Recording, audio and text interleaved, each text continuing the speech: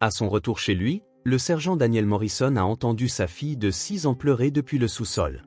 Son frère Kevin Lygrec avait enfermé, comme une punition militaire.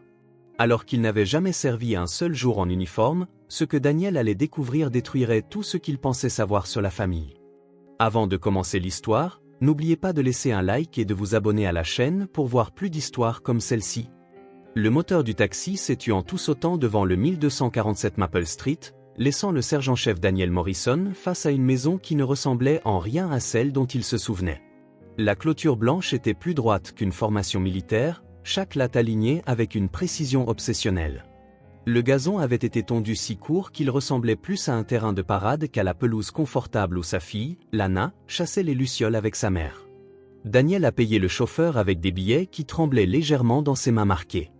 Un rappel de l'explosion de l'IED qui avait envoyé des éclats d'obus dans son avant-bras gauche et lui avait valu ce congé médical.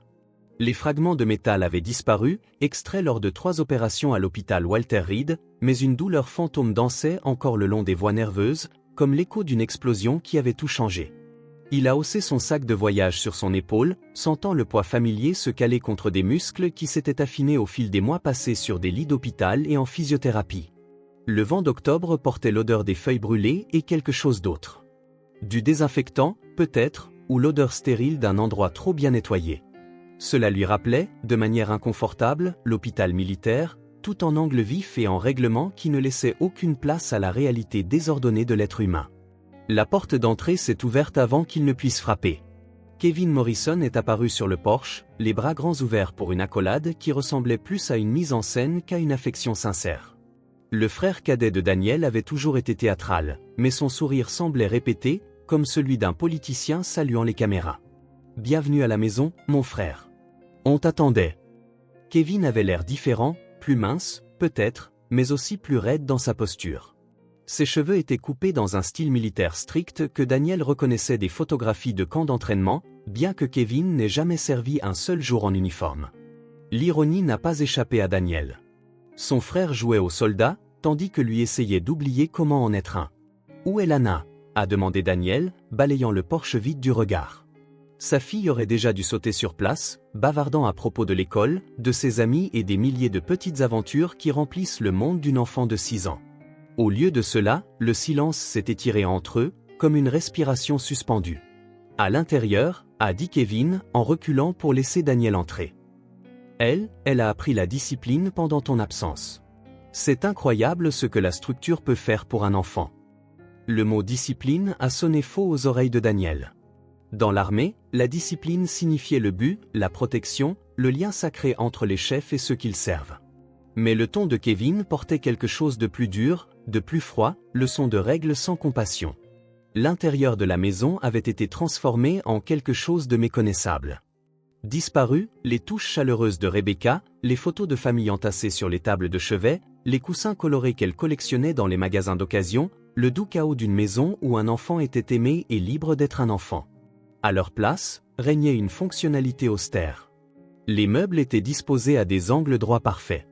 La table basse ne portait qu'un seul magazine, aligné avec précision sur le bord de la table. Même l'air était différent, comme si la chaleur elle-même avait été régulée hors d'existence. « Kevin », a dit Daniel lentement, en posant son sac de voyage avec une précaution délibérée. « Qu'est-il arrivé à notre maison ? Je l'ai amélioré. » Le torse de Kevin s'est gonflé d'une fierté qui a donné la nausée à Daniel. Lana avait besoin de structure, Danny. Tu devrais voir comme elle réagit bien à une bonne organisation. Elle fait son lit au carré maintenant. Elle peut réciter l'alphabet militaire. Elle sait se tenir au garde-à-vous pendant 15 minutes sans bouger. Les mots ont frappé Daniel comme des coups physiques. Lana avait 6 ans. Elle devrait savoir rire, pas se tenir au garde-à-vous. Elle devrait construire des cabanes en couverture, pas faire des coins d'hôpital. Où est-elle ? La voix de Daniel a pris le ton qu'il utilisait avec les soldats insubordonnés, bien que Kevin sembla ne pas entendre l'avertissement. Probablement dans sa chambre. Elle est en restriction de mouvement jusqu'à 18 h pour avoir osé répliquer pendant l'inspection du matin. Kevin a regardé sa montre, une montre bon marché de style militaire qui ressemblait à de la marchandise de surplus. Mais ne t'inquiète pas, elle apprend le respect. Il suffit de faire preuve de constance. Daniel s'est dirigé vers l'escalier, la mémoire musculaire le guidant à travers une maison qui ne lui semblait plus être la sienne. Chaque pas sur le parquet résonnait d'une netteté anormale. Rebecca avait toujours laissé des tapis dispersés pour amortir le bruit des petits pieds qui couraient. Maintenant, les planchers s'étendaient, nus et impitoyables, comme les couloirs d'une caserne. La porte de la chambre de Lana était fermée. Daniel a frappé doucement, comme il le faisait quand elle était une petite fille qui avait peur des orages. « Lana, ma chérie, c'est papa. Je suis à la maison. » Silence. Il a essayé la poignée et l'a trouvée verrouillée. Le bouton en laiton avait été équipé d'un pêne qui ne pouvait être actionné que de l'extérieur. Daniel a fixé le verrou, sa formation s'opposant à sa paternité. Dans les zones de combat, on sécurise les zones pour protéger ce qui compte le plus. Mais ce n'était pas de la protection. C'était de l'emprisonnement. Kevin. La voix de Daniel a résonné à travers la maison avec l'autorité d'un homme habitué à être obéi. Monte ici tout de suite. Des pas dans l'escalier, mais pas des pas pressés. Kevin est apparu en haut du palier avec la confiance désinvolte de quelqu'un qui pensait n'avoir rien fait de mal. La porte est verrouillée, a dit Daniel. Procédure standard pour les périodes de restriction. Elle doit apprendre que les actions ont des conséquences. Elle a 6 ans. L'âge n'excuse pas l'insubordination. Kevin a sorti un trousseau de clés de sa ceinture avec la gravité cérémoniale d'un gardien qui fait sa ronde. Dans l'armée? Tu n'as jamais été dans l'armée. Les mots ont coupé la performance de Kevin comme une lame à travers le papier. Ne me dis pas ce qu'est une procédure militaire alors que tu n'as jamais porté l'uniforme. Le visage de Kevin est devenu rouge, mais il a déverrouillé la porte sans discuter. Daniel est entré en trombe dans la chambre de Lana et a senti son cœur se briser. L'espace qui avait été un sanctuaire pour sa petite fille, peint en lavande avec des étoiles phosphorescentes au plafond, avait été dépouillé pour une ambiance d'institution morne. Les murs étaient maintenant verts militaires. Les jouets de Lana avaient été remplacés par une seule étagère contenant des livres avec des titres comme Jeunes patriotes et Héros de l'Amérique. Son lit était fait avec les coins précis dont Kevin s'était vanté. Le couvre-lit était tiré si serré qu'une pièce de monnaie aurait rebondi dessus. Et assise sur ce lit, petite, le dos droit et bien trop immobile pour une enfant, se trouvait sa fille. Lana avait toujours été belle, de cette beauté inconsciente des enfants. Des cheveux noirs sauvages que Rebecca appelait ses boucles d'aventure. Des yeux brillants qui ne manquaient rien, un sourire qui pouvait illuminer la pièce la plus sombre. Maintenant, elle était assise les mains jointes sur ses genoux, ses cheveux tirés en une queue de cheval sévère, son expression soigneusement vide. Elle portait ce qui ressemblait à un uniforme militaire pour enfants, avec des plis bien pressés et des boutons polis. Quand elle a vu Daniel, quelque chose a vacillé derrière ses yeux, de la joie, du soulagement, de la peur. Mais elle n'a pas bougé, n'a pas couru vers lui, n'a même pas souri. « Bonjour, monsieur », a-t-elle dit d'une voix petite et formelle. Je ne m'attendais pas à une inspection à cette heure-ci. Les mots ont frappé Daniel plus fort que n'importe quel tir ennemi qu'il avait affronté. Ce n'était pas sa fille. C'était une enfant brisée qui jouait un rôle qu'elle n'aurait jamais dû apprendre. « Lana », a-t-il dit, s'agenouillant pour se mettre à sa hauteur. « C'est papa. Je suis à la maison. » Sa lèvre inférieure a tremblé de manière presque imperceptible. « Je sais, monsieur. Oncle Kevin a dit que vous inspecteriez mes progrès. » Derrière lui, Kevin s'est éclairci la gorge. « Elle s'est améliorée énormément, Danny. Tu devrais voir ses formations d'exercice et son entraînement d'endurance. Sors. » Daniel ne s'est pas retourné. « Sors de cette pièce tout de suite. »« Mais je voulais le montrer. Kevin. » La voix de Daniel est tombée à un murmure plus dangereux que n'importe quel cri. « Si tu ne quittes pas cette pièce dans les 5 secondes qui viennent, je vais oublier que tu es mon frère. » Les pas se sont éloignés, mais Daniel savait que Kevin écoutait probablement depuis le couloir. Ce n'était pas important. Rien n'était important, à part la petite fille assise devant lui, qui s'efforçait tellement d'être parfaite qu'elle avait oublié comment être une enfant. « Lana », a dit Daniel doucement. « Tu te souviens de la chanson que maman chantait à propos de l'oiseau moqueur ?» Quelque chose a bougé dans ses yeux. Le masque soigneux a glissé juste un instant. « Je ne suis pas censé parler de maman », a-t-elle murmuré. Oncle Kevin dit que ça me rend faible. Daniel a fermé les yeux et a compté jusqu'à 10, utilisant chaque once de maîtrise de soi qu'il avait apprise en 12 ans de service militaire. Quand il les a ouverts, Lana le regardait avec le genre d'attention qu'elle réservait autrefois aux histoires du soir. Ta maman n'était pas faible, a dit Daniel. Et toi non plus. Et je vais m'assurer que tu n'aies plus jamais à être un soldat. D'accord? Mais oncle Kevin dit. Un bruit venant d'en bas a coupé ses mots, étouffé d'abord, puis plus clair à mesure qu'il s'élevait à travers le plancher. Des pleurs, des sanglots bruts et désespérés qui ne semblaient pas appartenir à une maison, encore moins à une où vit un enfant. Le sang de Daniel s'est glacé. Lana, d'où est-ce que ça vient? Elle a jeté un coup d'œil vers la porte, puis vers lui. Quand elle a parlé, sa voix était à peine audible. Le sous-sol, a-t-elle murmuré. C'est là qu'oncle Kevin me met quand je suis vraiment, vraiment méchante. Le monde a basculé sur son axe. Daniel a senti quelque chose de primal et de protecteur monter dans sa poitrine. Pas l'agression contrôlée d'un soldat, mais la fureur brute d'un père dont l'enfant a été blessé. Reste ici, a-t-il dit à Lana, même si chaque instinct lui hurlait de ne pas la laisser seule. Ne bouge pas avant que je revienne. Il s'est levé et a marché jusqu'à la porte, chaque pas mesuré et contrôlé. Dans le couloir, Kevin attendait avec l'énergie nerveuse d'un homme qui savait qu'il était allé trop loin, mais ne savait pas comment reculer. Danny, je peux t'expliquer le sous-sol. La voix de Daniel était aussi régulière qu'un battement de cœur. Montre-moi. Ce n'est pas ce que tu penses. C'est juste un espace calme pour la réflexion. Dans l'armée, Kevin. Daniel s'est approché et son frère a instinctivement reculé d'un pas. Ma fille pleure dans un sous-sol. Et tu vas me montrer pourquoi, tout de suite. Les pleurs ont continué, plus faibles maintenant, mais toujours là. Sa petite fille, quelque part dans l'obscurité d'en bas, apprenant des leçons qu'aucun enfant ne devrait jamais apprendre. Daniel avait survécu à 3 missions, à des bombes artisanales et à des mois d'opération. Il avait affronté des insurgés armés et navigué dans des champs de mines politiques qui pouvaient mettre fin à des carrières avec un seul faux pas. Mais rien ne l'avait préparé à descendre ces escaliers de sous-sol, suivant le son des larmes de sa fille dans l'enfer que son frère avait créé au nom de la discipline. Les marches en bois ont gémi sous son poids, chaque son résonnant dans l'espace confiné comme un compte à rebours vers quelque chose qu'il n'était pas sûr d'être prêt à voir. En bas, Kevin a cherché un interrupteur, illuminant une scène qui resterait avec Daniel pour le reste de sa vie.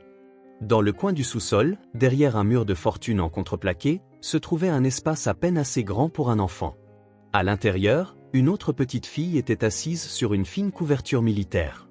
Son visage était strié de larmes. Elle portait le même uniforme de taille enfant que Lana, mais celui-ci était sale et froissé par une longue utilisation. Qui est-ce? La voix de Daniel est sortie étranglée. C'est Riley, a dit Kevin, comme s'il présentait un animal de compagnie. Ses parents m'ont demandé de l'aider avec ses problèmes de comportement. Elle est ici depuis 3 jours maintenant, apprenant la valeur de la discipline. Daniel a regardé son frère, l'a vraiment regardé, et a vu quelque chose qui l'a fait frissonner plus que n'importe quel champ de bataille. Les yeux de Kevin contenaient l'éclat fervent d'un vrai croyant. Quelqu'un tellement perdu dans sa propre fantaisie qu'il ne pouvait pas voir l'horreur qu'il avait créée. Kevin, a dit Daniel avec précaution, où sont les parents de cet enfant? C'est une famille de militaires déployés, comme nous.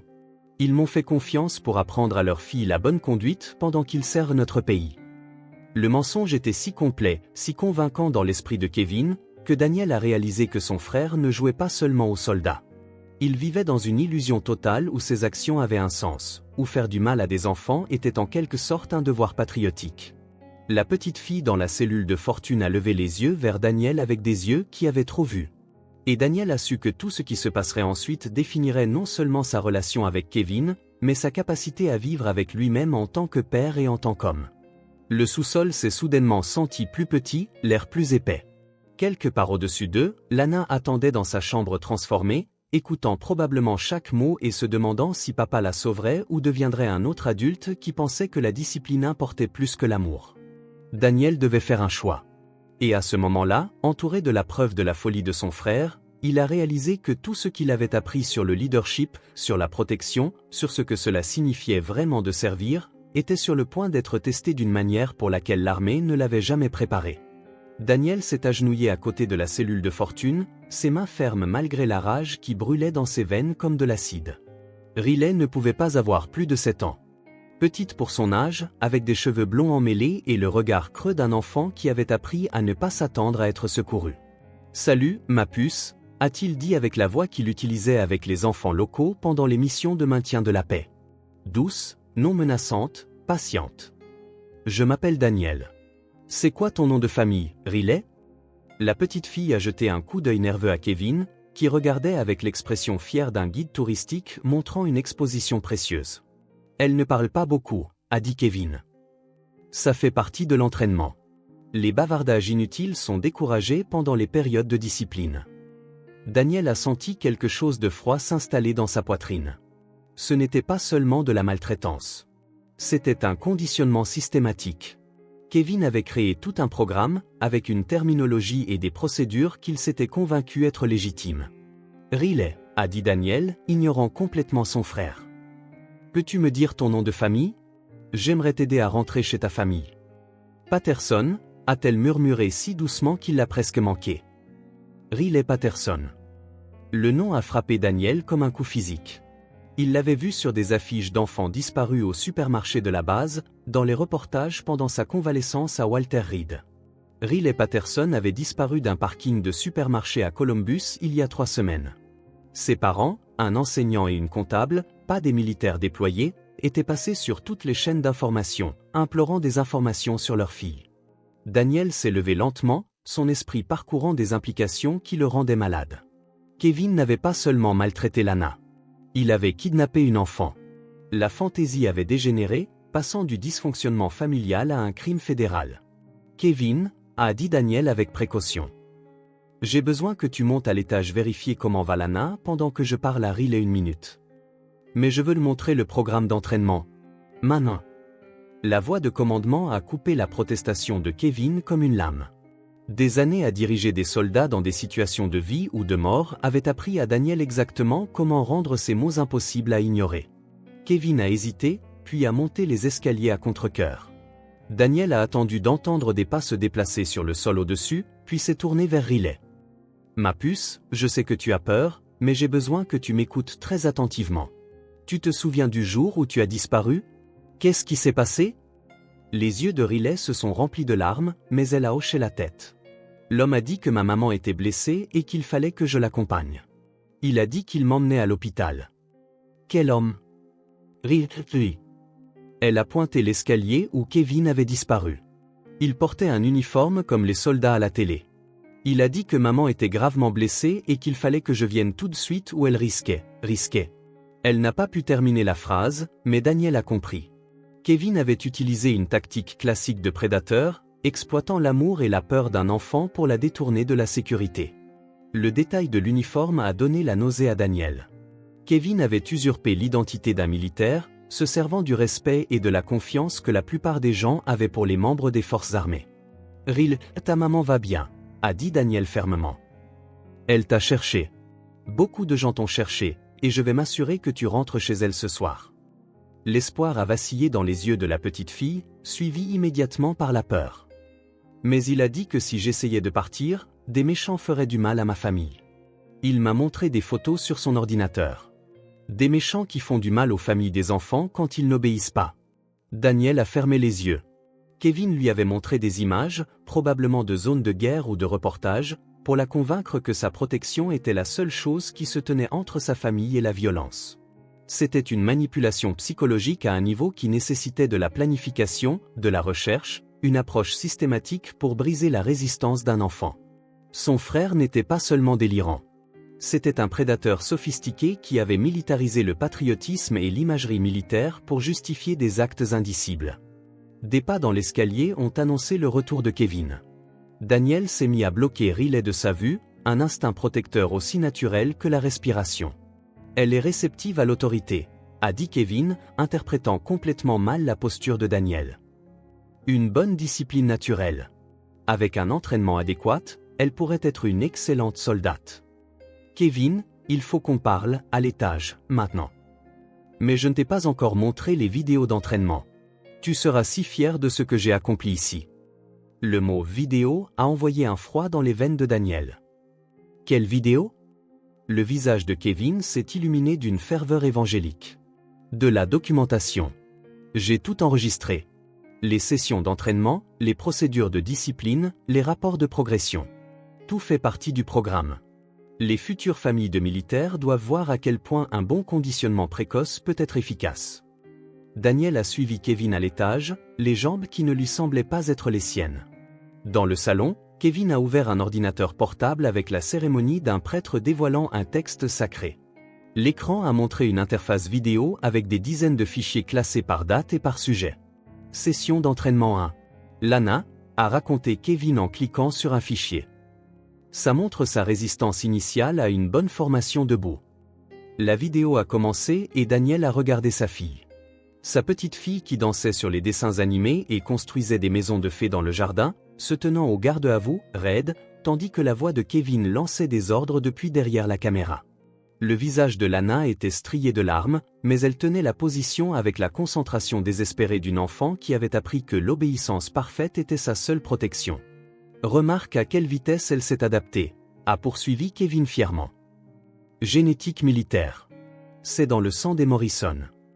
Daniel a tendu la main et a claqué l'ordinateur portable avec assez de force pour fissurer l'écran. Kevin a reculé comme s'il avait été giflé. Ces enfants ne sont pas des soldats, a dit Daniel. Ce sont des victimes. Des victimes? Le visage de Kevin s'est tordu d'une confusion sincère. Je les prépare au service. Je leur enseigne la force, la discipline, l'honneur. Tu les tortures. Les mots sont sortis de manière plate, factuelle, dénuée d'émotion. Riley Patterson est une enfant disparue. Ses parents sont aux nouvelles depuis 3 semaines, implorant des informations. Le FBI la cherche. Kevin a cligné des yeux rapidement, sa construction mentale de la réalité vacillant sous le poids des faits. Non, non, tu ne comprends pas. Ses parents ont demandé mes services. Ils sont déployés à l'étranger et ils avaient besoin de quelqu'un avec une expertise militaire pour... Kevin. Daniel s'est approché et son frère a instinctivement reculé vers le mur. Regarde-moi. Vraiment. Regarde-moi. Je suis ton frère. J'ai fait 3 missions en Afghanistan. Je sais à quoi ressemble la discipline militaire et ce n'est pas ça. Tu étais parti, a dit Kevin désespérément. Tu ne comprends pas ce que j'ai appris, ce que j'ai développé ici. Le programme fonctionne, Danny. Regarde Lana. Lana est terrifiée de sa propre ombre. Riley est une enfant kidnappée. Et tu vis dans une fantaisie qui va tout détruire. Les mots ont frappé Kevin comme des coups physiques. Son visage est passé par la confusion, le déni et quelque chose qui se rapprochait de la reconnaissance avant de se fixer sur une colère défensive. Tu ne sais pas de quoi tu parles, a-t-il dit. Tu es parti depuis des mois, drogué dans un hôpital, pendant que j'étais ici à construire quelque chose d'important, quelque chose qui a du sens. Ce qui a du sens, a dit Daniel calmement, c'est que ces petites filles rentrent chez elles en sécurité ce soir. Elles sont à la maison. C'est leur terrain d'entraînement. Le son de sirène au loin a coupé la protestation de Kevin. Les 2 frères se sont figés, écoutant le gémissement se rapprocher, puis s'arrêter brusquement à proximité. Le sang de Daniel s'est glacé. Quelqu'un avait appelé la police. Peut-être un voisin qui avait trop entendu ou trop vu, ou qui avait finalement trouvé le courage de signaler les sons étranges venant de la maison Morrison. Le visage de Kevin est devenu blanc. C'est toi qui les as appelés. Non. Mais Daniel se dirigeait déjà vers la fenêtre, regardant dans la rue où 2 voitures de patrouille et une berline banalisée s'arrêtaient. Mais quelqu'un l'a fait. Ils ne comprennent pas, a dit Kevin, la panique s'insinuant dans sa voix. Ils vont tout gâcher. Tous les progrès, tout l'entraînement. Kevin, écoute-moi très attentivement. Daniel s'est détourné de la fenêtre et Kevin a vu quelque chose dans les yeux de son frère qui l'a fait reculer d'un pas supplémentaire. Dans environ 30 secondes, des policiers vont passer par cette porte d'entrée. Ils vont trouver une enfant disparue dans notre sous-sol et des vidéos de maltraitance d'enfants sur ton ordinateur. Ta seule chance est de coopérer complètement. Je n'ai maltraité personne. Les mots sont sortis comme un cri désespéré. Je les entraînais, je les préparais au service. Explique ça aux officiers, calmement, sans faire de mouvements brusques. Et Kevin. La voix de Daniel est tombée à un murmure. Si tu fais quoi que ce soit qui mette ces enfants en danger, si tu résistes ou que tu tentes de t'enfuir ou de détruire des preuves, je t'arrêterai moi-même. Tu as compris? Kevin a regardé son frère. L'a vraiment regardé pour la première fois depuis son retour. Ce qu'il a vu n'était pas le soldat blessé qu'il attendait, ou le frère reconnaissant qui admirerait son initiative. Il a vu un homme qui avait passé des années à prendre des décisions de vie ou de mort, qui comprenait la violence d'une manière que les fantasmes de Kevin inspirés de films ne pourraient jamais comprendre, et qui ferait tout ce qu'il faudrait pour protéger des enfants innocents. J'essayais d'aider, a murmuré Kevin. Je sais que tu le penses, a dit Daniel. Mais penser quelque chose ne le rend pas vrai. Des pas lourds sur le porche. Un coup ferme à la porte. Police, ouvrez. Daniel a regardé Kevin une dernière fois, voyant non pas le prédateur dangereux qu'il avait découvert, mais le petit frère perdu qui s'était toujours senti inadéquat, qui avait construit une fantaisie élaborée pour se sentir important et s'était perdu si complètement à l'intérieur qu'il ne pouvait plus voir le mal qu'il causait. Reste ici, a dit Daniel. Ne bouge pas. Ne parle pas à moins qu'il ne te pose une question directe.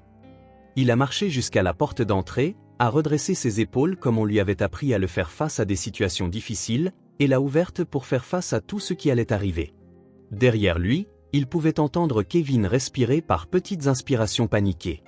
À l'étage, Lana écoutait probablement chaque mot, essayant de comprendre pourquoi les adultes de son monde continuaient à faire des choix qui la terrifiaient. Au sous-sol, Riley attendait dans sa cellule de fortune, espérant que les promesses de sauvetage n'étaient pas juste un autre mensonge raconté par un autre adulte qui prétendait la protéger. Daniel avait affronté le feu ennemi, navigué dans des champs de mines politiques et survécu à des explosions qui auraient dû le tuer. Mais debout dans la maison de son enfance, se préparant à livrer son frère aux autorités tout en cherchant comment expliquer à sa fille traumatisée que le cauchemar était terminé, il se sentait plus éprouvé qu'il ne l'avait jamais été au combat. La différence était que dans la guerre, les lignes entre l'ami et l'ennemi étaient généralement claires. Ici, dans son propre salon, avec la respiration rauque de son frère dans ses oreilles et des policiers attendant des réponses qu'il n'était pas sûr de savoir donner, Daniel a réalisé que les batailles les plus dures n'étaient pas toujours livrées sur un sol étranger. Parfois, elles se déroulaient dans les endroits que vous pensiez sûrs, menées par les gens en qui vous pensiez pouvoir avoir confiance, contre l'innocence elle-même. La détective Maria Santos se tenait sur le porche avec deux officiers en uniforme, ses yeux perçants évaluant l'apparence de Daniel, sa posture militaire, les cicatrices sur ses mains, la façon dont il se positionnait de manière protectrice dans l'encadrement de la porte. « Sergent-chef Morrison ?» a-t-elle demandé. « Nous répondons à un appel concernant une possible mise en danger d'enfants à cette adresse. »« Je suis Daniel Morrison. »« Quel genre d'appel ?»« Un tuyau anonyme concernant des pleurs d'enfants, une possible maltraitance. Nous avons aussi des raisons de croire que Riley Patterson, l'enfant disparu de Columbus, pourrait être ici. » La voix de Santos était professionnelle, mais elle portait une dureté qui suggérait qu'elle avait vu trop de cas comme celui-ci. « Nous allons devoir entrer et jeter un coup d'œil. » Daniel a reculé, ouvrant la porte en grand. « Les enfants sont là. Les deux. Riley est au sous-sol. Ma fille Lana est à l'étage. Elles sont toutes les deux en sécurité maintenant. » L'aveu a frappé les officiers comme une force physique. La main de Santos s'est instinctivement déplacée vers son arme pendant que les deux officiers encadraient Daniel. « Monsieur, j'ai besoin que vous gardiez vos mains visibles et que vous vous éloigniez de la porte, » a dit l'un des officiers. « Y a-t-il d'autres adultes dans la maison ? » « Mon frère Kevin, il est dans le salon. »« C'est lui qui ?» Daniel a marqué une pause, choisissant ses mots avec soin. « C'est lui qui s'occupait des enfants pendant que j'étais en congé médical. » Santos est entrée la première, ses yeux balayant le salon stérile qui ressemblait plus à une caserne qu'à une maison de famille. Kevin était assis sur le canapé, fixant ses mains, l'ordinateur portable cassé à côté de lui comme une preuve de crime. Il commençait à peine à comprendre. Kevin Morrison. Santos s'est approché lentement. « Je suis la détective Santos. J'ai quelques questions à vous poser à propos de Riley Patterson. » Kevin a levé les yeux, qui contenaient la confusion vitreuse de quelqu'un dont toute la réalité venait de s'effondrer. « Elle va bien. Elles vont bien toutes les deux. J'ai bien pris soin d'elle. J'ai suivi tous les protocoles. » « Quel protocole ? » Santos a sorti un carnet et un stylo. « Des protocoles de discipline militaire pour les enfants du personnel déployé. Tout est documenté. J'ai des vidéos, des programmes d'entraînement, des rapports de progression. » Kevin, arrête de parler. La voix de commandement de Daniel a coupé le verbiage de son frère. Ne dis pas un mot de plus avant d'avoir un avocat. Mais Kevin ne pouvait plus écouter les conseils. La fantaisie qu'il avait soutenue pendant des semaines s'effritait, et les mots s'écoulaient comme de l'eau à travers un barrage brisé. « Je les préparais au service », a-t-il dit à Santos, en leur enseignant la discipline, l'endurance, le respect de l'autorité. Les parents de Riley sont déployés à l'étranger, et ils avaient besoin de quelqu'un avec une expertise militaire. Monsieur Morrison l'a interrompu Santos. Les parents de Riley Patterson ne sont pas déployés. Ce sont des enseignants à Columbus, et ils cherchent leur fille depuis 3 semaines. Les mots ont frappé Kevin comme un coup physique. Son visage est devenu blanc, puis rouge, puis à nouveau blanc, alors que différentes émotions se disputaient le contrôle. Ce n'est pas. Ils m'ont dit. Le responsable du recrutement a dit. Quel responsable du recrutement? La bouche de Kevin s'est ouverte et s'est fermée silencieusement. Daniel a regardé son frère se débattre avec la prise de conscience croissante que l'histoire élaborée qu'il avait construite, les parents militaires, la demande officielle de ses services, le devoir patriotique qu'il pensait accomplir, tout n'était que des illusions créées par son propre besoin désespéré de se sentir important. J'ai besoin de vérifier comment vont les enfants, a dit Santos aux officiers. Jefferson, restez avec Kevin Morrison. Rodriguez, venez avec moi. Sergent Morrison, j'ai besoin que vous nous montriez où elles sont. Daniel les a d'abord menées à l'étage. La porte de Lana était toujours ouverte, et elle était assise exactement là où il l'avait laissée, parfaitement immobile, les mains jointes, essayant d'être invisible. Lana, a dit Daniel doucement. Ces policiers sont là pour t'aider. La détective Santos va te poser quelques questions, et je veux que tu lui dises la vérité sur tout ce qui s'est passé pendant mon absence. Les yeux de la petite fille ont fait des va-et-vient entre Daniel et Santos. Est-ce que j'ai des ennuis? Non, ma chérie, a dit Santos, s'agenouillant à la hauteur de Lana. Tu n'as pas d'ennuis. Mais j'ai besoin de comprendre ce que ton oncle Kevin faisait avec toi et avec Riley. Il a dit que je devais être un soldat, a murmuré Lana. Il a dit que papa serait fier si j'apprenais à être forte comme lui. La mâchoire de Santos s'est légèrement contractée.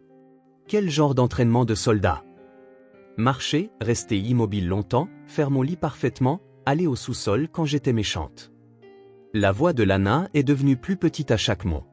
Il a dit que les vrais soldats ne pleurent pas, alors j'ai dû apprendre à ne pas pleurer, même quand ça faisait mal. Qu'est-ce qui faisait mal, ma chérie? Lana a regardé Daniel, lui demandant silencieusement la permission. Il a hoché la tête de manière encourageante. Les exercices? Des pompes jusqu'à ce que mes bras tremblent. Rester dehors dans le froid sans veste parce que les soldats doivent être durs. Et le sous-sol? Elle a frissonné. C'est sombre et effrayant, et il a dit que je devais rester là jusqu'à ce que j'apprenne à être courageuse. Daniel a senti quelque chose se briser de la torture psychologique systématique conçue pour briser les réponses naturelles d'un enfant et les reconstruire selon la vision tordue de la force militaire de Kevin. Du rez-de-chaussée est venu le son de la voix de Kevin qui montait en hauteur et en urgence, alors qu'il essayait d'expliquer à l'officier Jefferson pourquoi ses actions avaient un sens parfait. « J'ai besoin de voir le sous-sol », a dit Santos d'un ton sinistre. Ils ont trouvé Riley toujours recroquevillée dans la cellule de fortune, mais elle a levé les yeux avec espoir quand elle a vu le badge de Santos. « Vous êtes là pour me ramener à la maison ?» a demandé Riley. « Oui, ma chérie. Nous allons te ramener chez ta maman et ton papa ce soir. » Santos a photographié la cellule avec son téléphone tout en parlant d'une voix douce qui contrastait fortement avec la fureur dans ses yeux. « Peux-tu me dire depuis combien de temps tu es ici? » « Longtemps. Vienne avec lui pour qu'elle ne meure pas. Puis il m'a amené ici et a dit que je devais m'entraîner à être une soldate pour pouvoir protéger ma famille des méchants. » Santos a regardé Daniel. « Depuis combien de temps étiez-vous absent? » 3 mois. Congé médical après des blessures de combat. La voix de Daniel était creuse. Kevin s'est porté volontaire pour surveiller Lana. Je lui ai fait confiance. Quand avez-vous découvert ce qui se passait? Il y a environ 1 heure, j'ai entendu des pleurs venant du sous-sol et j'ai trouvé Riley.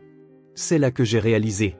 Il a marqué une pause, se débattant avec l'ampleur de la trahison de son frère.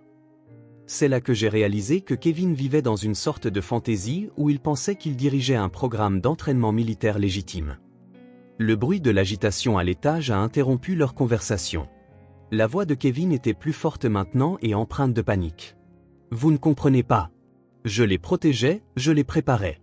Montrez-leur les vidéos. Ils verront les progrès, l'amélioration de la discipline. » Santos et Daniel ont échangé un regard. « Des vidéos? » Il a tout documenté, a dit Daniel d'un ton sinistre. Des sessions d'entraînement, des procédures de discipline. Il pense que ça prouve qu'il les aidait. Ils ont monté les escaliers pour trouver Kevin debout, gesticulant sauvagement pendant que l'officier Jefferson essayait de le calmer. L'ordinateur portable, a dit Kevin désespérément quand il a vu Santos. Montrez-lui l'ordinateur portable. Elle comprendra ce que j'essayais d'accomplir. Santos a examiné l'ordinateur cassé, puis a regardé Kevin avec l'expression de quelqu'un qui avait vu les pires impulsions de l'humanité déguisées en bonnes intentions. Monsieur Morrison, vous êtes en état d'arrestation pour enlèvement, mise en danger d'enfants et maltraitance d'enfants. Sa voix était ferme, professionnelle. Mais Daniel pouvait entendre la rage contenue en dessous. Vous avez le droit de garder le silence? Mais je les aidais. La voix de Kevin s'est brisée comme celle d'un adolescent. Je les rendais fortes, fortes comme des militaires, comme Danny. Kevin. Daniel s'est avancé et son frère s'est tourné vers lui avec un espoir désespéré. Regarde-moi. Vraiment. Regarde-moi. Les yeux de Kevin se sont concentrés sur le visage de Daniel avec l'intensité d'un homme qui se noie et cherche une corde. Je suis fort comme un militaire, a dit Daniel calmement. Sais-tu ce que ça signifie vraiment? Kevin a hoché la tête avec enthousiasme. Discipline, honneur, courage face au feu. Ça signifie protéger les gens qui ne peuvent pas se protéger eux-mêmes. Ça signifie utiliser sa force pour servir les autres, pas pour les contrôler. Ça signifie prendre la responsabilité de ses actions au lieu de se cacher derrière une fantaisie. La reconnaissance est finalement quelque chose qui se rapprochait de la compréhension. Être fort comme un militaire, c'est admettre quand on a tort, a continué Daniel. Ça signifie faire face aux conséquences au lieu de chercher des excuses. Et Kevin? Il a marqué une pause, s'assurant que son frère écoutait vraiment. Ça signifie connaître la différence entre protéger les enfants et leur faire du mal. Les jambes de Kevin ont lâché. Il s'est effondré sur le canapé, fixant ses mains comme s'il les voyait clairement pour la première fois. « Je leur ai fait du mal » a-t-il murmuré. « Oui » a dit Daniel simplement. « Tu l'as fait. Je pensais vraiment que j'aidais. Je sais que tu le pensais, mais penser quelque chose ne le rend pas vrai. » L'officier Jefferson s'est avancé avec des menottes, mais Kevin n'a pas résisté. Il a levé les yeux vers Daniel une dernière fois, et dans ses yeux, il y avait été devenu un monstre. « Je suis désolé » a dit Kevin. « Je suis tellement désolé. » Dis ça aux parents de Riley, a répondu Daniel. Dis ça à Lana quand elle sera assez grande pour comprendre. Et Kevin, fais-toi aider. Vraiment aider. Parce que ce n'est pas ce que tu as à être. Alors que les officiers emmenaient Kevin, Daniel a senti une petite main se glisser dans la sienne. Lana était descendue et regardait l'arrestation de son oncle avec l'attention solennelle d'une enfant qui essayait de comprendre pourquoi les adultes faisaient des choses incompréhensibles. « Oncle Kevin s'en va » a-t-elle demandé. « Oui, ma chérie. Pour longtemps. Tant mieux » a-t-elle dit avec une fermeté qui a brisé le cœur de Daniel. « Il m'a fait peur. » Santos s'est approché d'eux avec Riley, qui s'accrochait à la main de la détective comme à une bouée de sauvetage. « Nous aurons besoin de déclarations formelles des deux enfants, a dit Santos. Et nous allons devoir organiser des services de soutien psychologique. Ce genre de maltraitance psychologique systématique, elles vont avoir besoin d'aide professionnelle pour gérer ce qui s'est passé. » Daniel a hoché la tête, regardant Kevin être chargé à l'arrière d'une voiture de patrouille. Les voisins étaient sortis de leur maison, attirés par la présence policière et l'agitation. La honte privée de la famille Morrison était maintenant de notoriété publique, diffusée par les lumières clignotantes et les procédures officielles. « Sergent Morrison » a dit Santos doucement. « J'ai besoin que vous compreniez quelque chose. Votre frère va en prison pour longtemps. Les preuves sont accablantes et les accusations sont graves. Ça ne va pas s'éteindre dans le silence. Je comprends. Mais d'après ce que j'ai vu ici aujourd'hui, vous avez fait ce qu'il fallait. Vous avez protégé ces enfants au moment le plus important. Cela compte pour quelque chose. » Daniel a baissé les yeux sur Lana, qui tenait toujours sa main avec la poigne désespérée de quelqu'un qui avait appris à ne pas faire confiance au fait que la sécurité durerait. « Ça n'aurait jamais dû arriver, a-t-il dit. « Non » a acquiescé Santos. « Mais c'est fini maintenant, et ces petites filles rentrent chez elles. » Alors que les voitures de police s'éloignaient, Daniel se tenait dans son allée avec sa fille, regardant son frère disparaître dans un avenir qui serait défini par les conséquences plutôt que par les fantasmes. La maison derrière eux se tenait silencieuse et endommagée, remplie de preuves de cruauté systématique déguisées en soins. Mais Lana était en sécurité. Riley rentrait chez ses parents qui n'avaient jamais cessé de la chercher. Et Kevin, malgré tout, allait peut-être enfin obtenir l'aide dont il avait besoin pour comprendre la différence entre la force et le contrôle. Daniel avait passé des années à apprendre à être un soldat. Maintenant, il devait apprendre à être un père pour une enfant traumatisée et un frère pour quelqu'un qui était devenu un étranger. Les batailles les plus dures, il commençait à le comprendre, n'étaient pas toujours livrées avec des armes. Parfois, elles étaient menées avec de la patience, de la vérité et le courage de choisir l'amour plutôt que la loyauté quand les deux entraient en conflit. Alors que les sirènes s'éteignaient au loin et que les voisins rentraient lentement chez eux, Daniel a pris sa fille dans ses bras et l'a ramenée à l'intérieur, refermant la porte sur le pire jour de leur vie et commençant le long travail d'apprendre à faire confiance à nouveau. 2 semaines après l'arrestation de Kevin, Daniel était assis dans la salle d'attente du centre de thérapie pour enfants de Riverside, regardant Lana lire un livre qui montrait des animaux de dessins animés au lieu de véhicules militaires.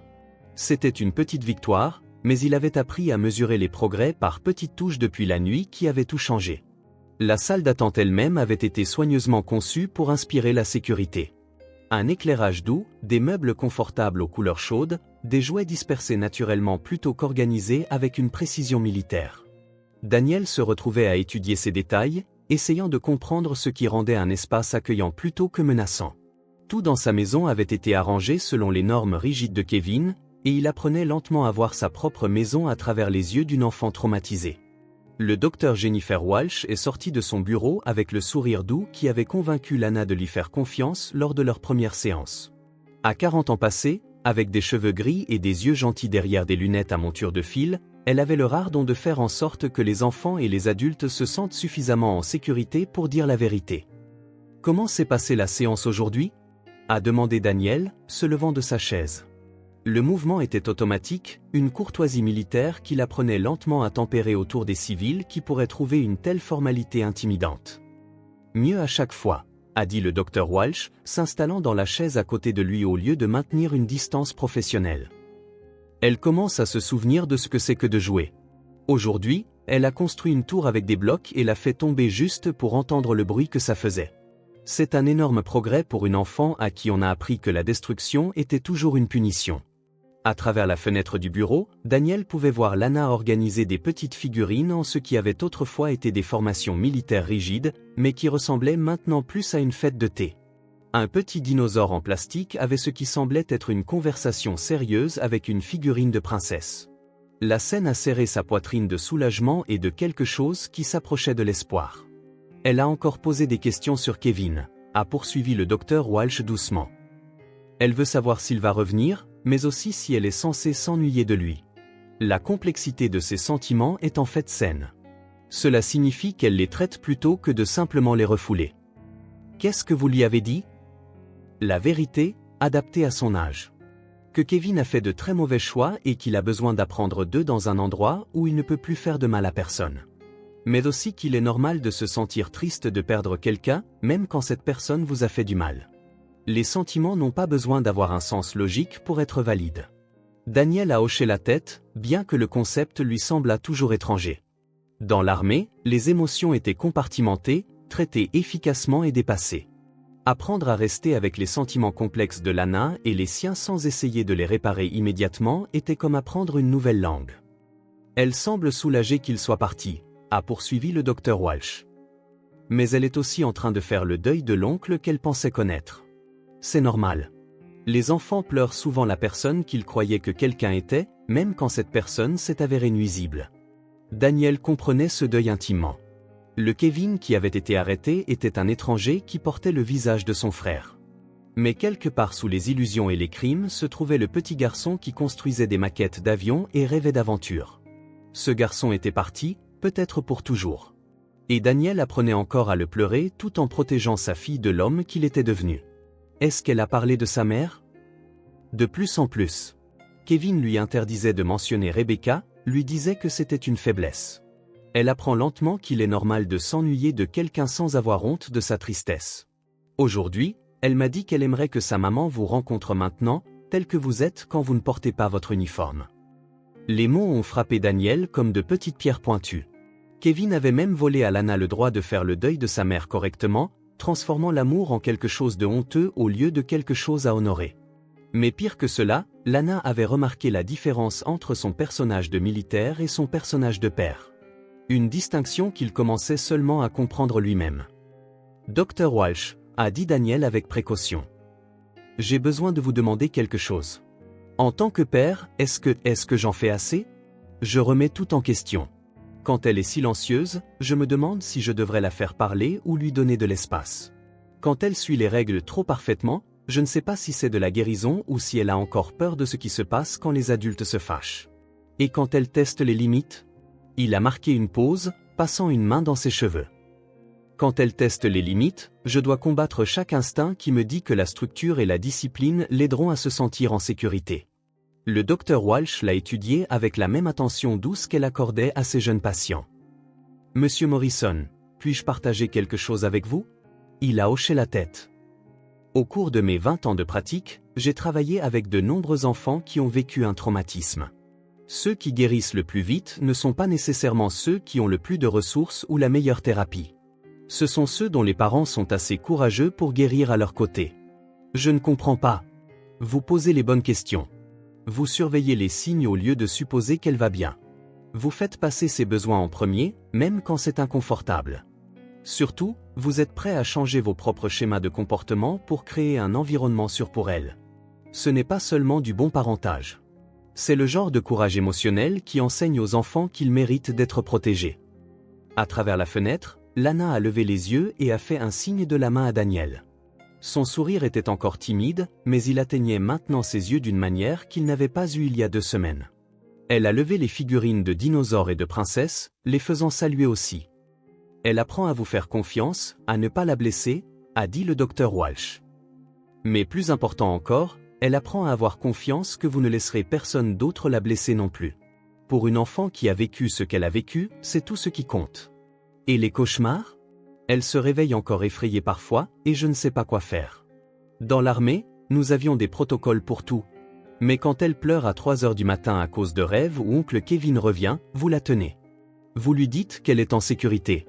Vous la laissez parler si elle le veut, ou restez juste silencieux si c'est ce dont elle a besoin. Il n'y a pas de protocole pour la guérison, Monsieur Morrison. Il n'y a que la présence, la constance et le temps. Daniel a hoché la tête, bien que le manque de procédure claire le rendit encore mal à l'aise. Elle m'a demandé hier si j'étais déçu d'elle de ne pas être une bonne soldate. 6 ans, et elle s'inquiète d'échouer à quelque chose qu'on n'aurait jamais dû lui demander de faire. Je lui ai dit que les bons soldats protègent les gens qui ne peuvent pas se protéger eux-mêmes et que la meilleure chose qu'elle puisse faire était juste d'être une enfant. La voix de Daniel s'est légèrement enrouée, mais je crains qu'elle ne sache plus comment faire ça. Elle apprend. Aujourd'hui, elle a eu de la peinture sur ses vêtements pendant l'art-thérapie, et sa première réaction a été la panique. Elle s'est excusée et a commencé à essayer de l'enlever, mais puis elle s'est arrêtée, m'a regardé et a dit « Dr. Walsh, est-ce que c'est bien si je suis parfois en désordre ?»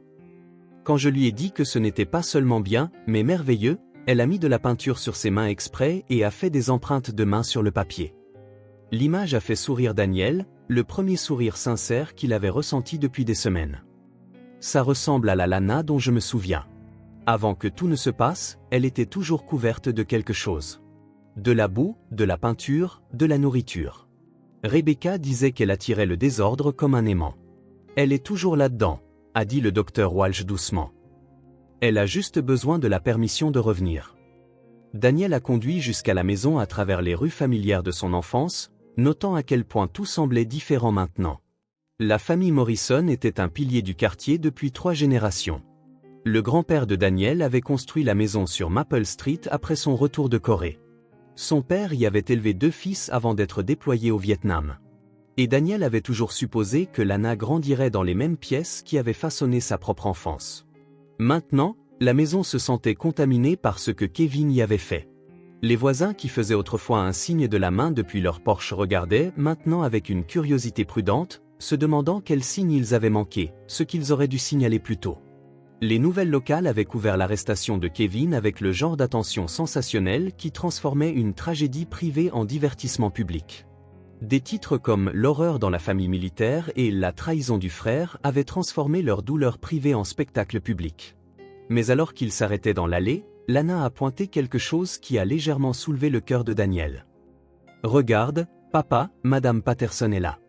La mère de Riley se tenait sur leur porche d'entrée, tenant un plat de gratin et portant l'expression nerveuse de quelqu'un qui n'était pas sûr si sa présence était la bienvenue. Catherine Patterson était une petite femme aux cheveux blonds comme ceux de Riley et au regard creux de quelqu'un qui avait vieilli de plusieurs années au cours des 3 semaines de disparition de sa fille. Elle portait un simple pull bleu et un jean, ressemblant plus à une voisine inquiète qu'à quelqu'un dont la vie avait été brisée et lentement recollée. « Monsieur Morrison », a-t-elle dit alors que Daniel et Lana s'approchaient, « j'espère que ça ne vous dérange pas que je sois passé.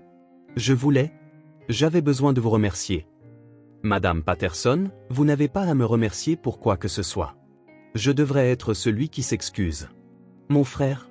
Votre frère a fait ses propres choix, a dit Catherine fermement, bien que sa voix portait le léger tremblement de quelqu'un qui traitait encore un traumatisme. Mais vous avez fait le choix de protéger nos enfants au moment le plus important.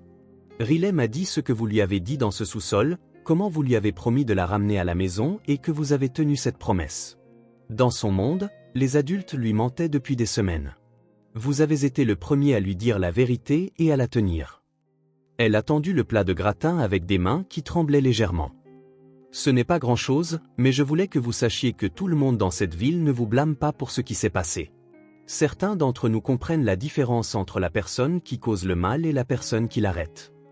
Daniel a accepté le plat, sentant la chaleur à travers la céramique. Le geste simple, un voisin apportant de la nourriture à un autre, a semblé être un pont vers la normalité. Un rappel que la gentillesse existait toujours dans un monde qui s'était senti d'une obscurité accablante. Comment va Riley? Mieux chaque jour. Elle est aussi en thérapie, travaillant sur ce qui s'est passé. La première semaine, elle ne me laissait pas la quitter des yeux. Elle dormait dans notre lit, me suivait aux toilettes, s'asseyait devant la porte de la douche quand je me lavais les cheveux.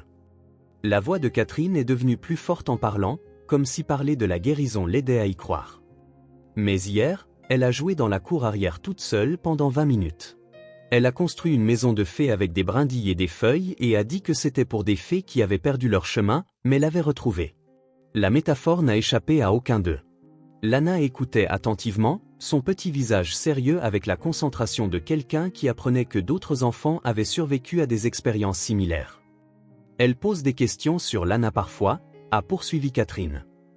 Elle se souvient qu'elles étaient toutes les deux effrayées, mais que Lana était gentille avec elle dans le sous-sol. Elle a partagé sa couverture une nuit quand Riley pleurait. Daniel a baissé les yeux sur sa fille, qui étudiait ses chaussures avec l'intensité de quelqu'un qui essayait de ne pas être le centre de l'attention. « C'est vrai, ma chérie ?» a-t-il demandé doucement. Lana a hoché la tête sans lever les yeux. Elle avait vraiment peur. Et oncle Kevin a dit qu'on n'était pas censé parler, mais elle pleurait et je pensais que peut-être si elle n'avait pas si froid, elle n'aurait pas si peur. Catherine s'est agenouillée à la hauteur de Lana avec les mouvements prudents de quelqu'un qui comprenait le traumatisme. « Ma chérie, c'était très courageux de ta part. Et très gentil. Je n'ai pas été courageuse, a dit Lana calmement. J'avais peur aussi. Parfois, être courageux, ça veut dire être gentil même quand on a peur, a dit Catherine. C'est exactement ce que tu as fait. Lana a levé les yeux pour la première fois depuis l'arrivée de Catherine. Est-ce que Riley va bien? Oncle Kevin a dit qu'elle apprenait à être une soldate comme moi. Mais je ne pense pas que nous étions de très bons soldats. Ma chérie, vous n'étiez jamais censés être des soldats. Vous étiez censés être des petites filles. Et Riley apprend à être une petite fille à nouveau, tout comme toi. Est-ce qu'elle sera toujours mon amie, même si mon oncle était le méchant? La question est restée en suspens dans l'air comme un pont entre deux familles qui tentaient de naviguer dans les conséquences de circonstances impensables. Catherine a jeté un coup d'œil à Daniel, puis à nouveau à Lana. Voudrais-tu être l'amie de Riley? Lana a hoché la tête sérieusement. Elle avait peur dans le sous-sol. J'avais peur aussi. Peut-être qu'on pourrait avoir peur ensemble parfois, mais aussi ne pas avoir peur parfois. Je pense que ça semble être un très bon plan, a dit Catherine. Les amis s'entraident à se souvenir comment ne pas avoir peur. Est-ce qu'on pourrait jouer ensemble comme des enfants normaux? J'adorais ça, a dit Catherine. À quoi voudrais-tu jouer? Je ne sais pas, a admis Lana. J'ai oublié comment jouer à des choses qui ne sont pas des choses de soldats. Les yeux de Catherine se sont remplis de larmes, mais elle les a clignés. Eh bien, Riley s'en souvient aussi. Peut-être que vous pourriez vous en souvenir ensemble. Après le départ de Catherine, Daniel et Lana se sont assis à leur table de cuisine, partageant le gratin. Le premier repas qu'ils mangeaient ensemble dans leur propre maison depuis son retour. La cuisine, que Kevin avait dépouillée des touches chaleureuses de Rebecca et organisée comme un réfectoire militaire, retrouvait lentement quelque chose qui semblait habiter. Daniel avait ramené les napperons colorés que Rebecca avait aimés, le saladier en céramique qu'elle avait peint dans un cours de poterie, la collection de tasses à café avec des dictons qui l'avaient fait rire. Le silence entre eux était différent maintenant, moins fragile et plus complice. Lana mangeait lentement, toujours prudente pour ne pas faire de bruit ou de dégâts, mais elle mangeait sans qu'on lui dise de finir son assiette ou de se tenir droite. « Papa » a dit Lana finalement. Le docteur Walsh dit que je peux te poser des questions sur n'importe quoi, même si ça te rend triste. C'est vrai, ma chérie. Qu'est-ce que tu veux savoir? Pourquoi oncle Kevin a-t-il cru que ces choses étaient bien? Le sous-sol et les exercices et me dire de ne pas pleurer à propos de maman. Daniel a posé sa fourchette, choisissant ses mots avec soin. C'était la conversation qu'il redoutait et qu'il préparait depuis le jour de l'arrestation de Kevin. Parfois, les adultes sont confus sur ce que signifie vraiment la force. Oncle Kevin pensait que la force signifiait ne jamais montrer de sentiments ou toujours suivre les ordres parfaitement. Mais la vraie force signifie protéger les gens que tu aimes, même quand c'est difficile. Comme quand tu as parlé de lui à la police, même si c'est ton frère. Exactement. Lana a réfléchi à cela avec la concentration sérieuse qu'elle réservait autrefois aux demandes impossibles de Kevin. Tu es fort? J'apprends à l'être, a dit Daniel honnêtement. Tout comme toi. Oncle Kevin a dit que tu serais fier de moi d'être une bonne soldate.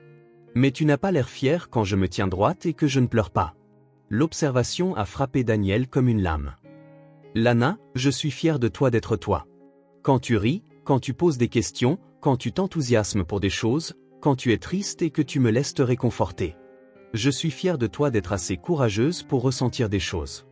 Mais oncle Kevin a dit? Oncle Kevin a eu tort sur beaucoup de choses, a dit Daniel doucement mais fermement. Il a eu tort sur ce qui rend quelqu'un fort. Il a eu tort sur les soldats. Et il a eu très tort sur toi. Qu'est-ce qu'il a eu tort sur moi? Il pensait que tu avais besoin d'être transformé en quelque chose de différent. Mais tu étais déjà parfaite exactement telle que tu étais. Lana a poussé les pattes sur son assiette, pensant. Je ne me souviens pas de comment j'étais avant. Oncle Kevin a dit que j'étais faible et désordonnée et bruyante. Tu étais merveilleuse, a dit Daniel, sa voix serrée par l'émotion.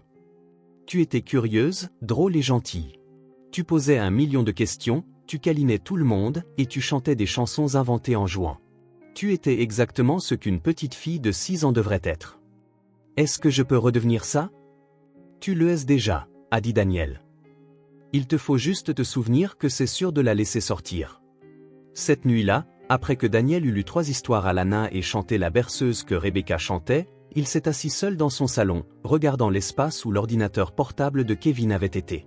L'équipe d'experts avait tout pris, l'ordinateur, les vidéos, les programmes d'entraînement élaborés de Kevin et les protocoles disciplinaires, preuve d'une maltraitance systématique déguisée en devoir patriotique.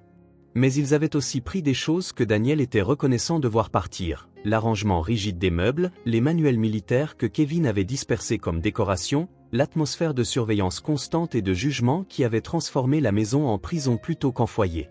Au cours des 2 semaines qui avaient suivi l'arrestation de Kevin, Daniel avait lentement redonné à la maison l'apparence du foyer que Rebecca avait créé. C'était plus difficile qu'il ne l'avait prévu. Pas seulement le travail physique de réarranger les meubles et de repeindre les murs, mais le travail émotionnel de se souvenir à quoi ressemblait la normalité. Rebecca croyait au confort plutôt qu'à l'apparence, à des espaces qui invitaient à la détente plutôt que d'exiger la perfection. Elle avait accroché des photos de famille à la hauteur des yeux pour Lana, laissé des couvertures douces sur les chaises pour des sessions de câlins impromptus, et rempli la maison de plantes qui ajoutaient de la vie et de la couleur à chaque pièce.